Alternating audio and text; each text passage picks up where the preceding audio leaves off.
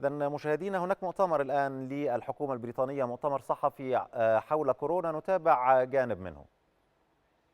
Getting supplies to the front line is absolutely critical to ensure that people feel safe.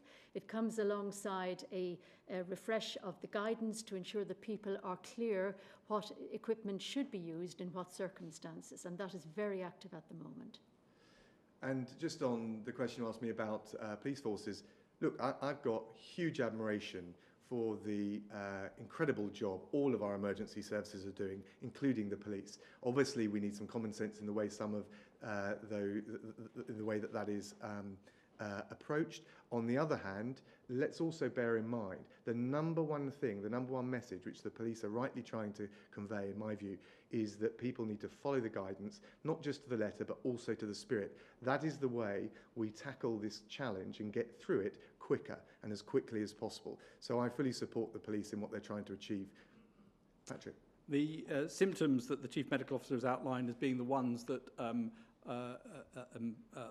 you self-isolate on are persistent new cough and or fever. Loss of taste and smell is something that can happen with other respiratory viruses as well. It does seem to be a feature of this from what people are reporting, and it is something that obviously people should take into account as they think about their symptoms. I think it's really for the Chief Medical Officers to decide at what point, if any, the diagnostic change takes place in terms of self-isolation. And those symptoms that we're learning about for this disease are the ones that we're going to get more information on over time, but new persistent cough or fever captures the vast majority of people with this illness. Gordon Rayner from the Daily Telegraph, please. Thank you, Foreign Secretary. Just to pick up on Andy's question, Lord Sumption, the former Supreme Court Justice, suggested today that some areas of the country are turning into a police state. So will the government issue further guidance on what the police should or shouldn't fine people for, so that ordinary members of the public don't get criminalised for shopping for the wrong thing or taking a breather on a park bench? Can I also ask you, as it's your first press conference since the China issue has come up, do you believe, like some of your colleagues apparently do, that China should or will face a reckoning when all this is over? And just lastly, a question for Sir Patrick. Can I ask you, Sir Patrick, how reliable are the official figures on the number of deaths from coronavirus that we're seeing? Downing Street's admitted today that there is a lag in the figures. We're told that some of the figures that are coming out are up to 2 weeks old in some cases. And the ONS is going to be putting out figures tomorrow on how many people have died who aren't in hospital. So have we only been given part of the truth so far? So just as I said already on the police, of course we back the police doing a very difficult job in unprecedented circumstances. Surely, of course, there needs to be common sense in the way some of that guidance is interpreted. But overall, the overriding message that we want to convey to the British public, and I think the police are rightly trying to convey, is that we need to all be following the letter and the spirit of that guidance, and that's the way we curtail this virus and we get through this challenge as quickly as possible. On China, look, at home here, in terms of tackling this coronavirus crisis and challenge, we need to come together as a team.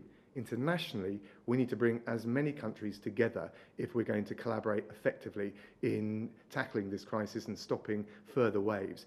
We had good cooperation with the Chinese government in terms of repatriating UK nationals for Wuhan, but obviously after the crisis has abated, I think the time will be right to conduct a kind of lessons learned, and I'm sure the World Health Organization will be at the forefront of that.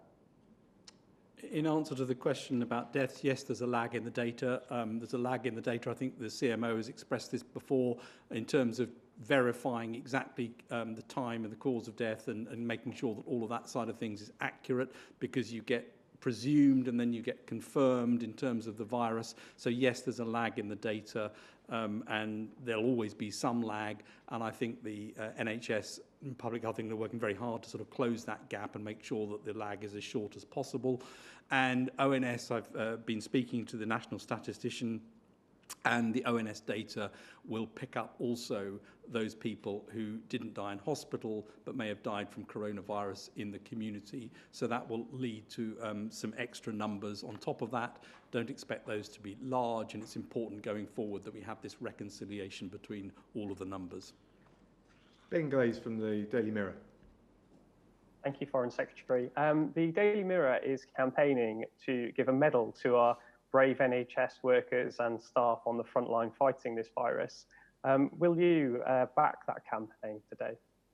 I think the job they're doing is amazing, inspirational. We've all talked about it from these podiums, and of course they deserve all the tributes and all the recognition. I'm sure we'll want to look very carefully about how we do that once we've got the other side of this crisis. Liz Piper from Reuters. Hi there. I just wanted to ask a very specific question on antibody testing. When will these tests actually be rolled out, and what will the testing regime look like? Will people be able to take them at home? Will there be special stations set up where people can do this, and how widely available will they be?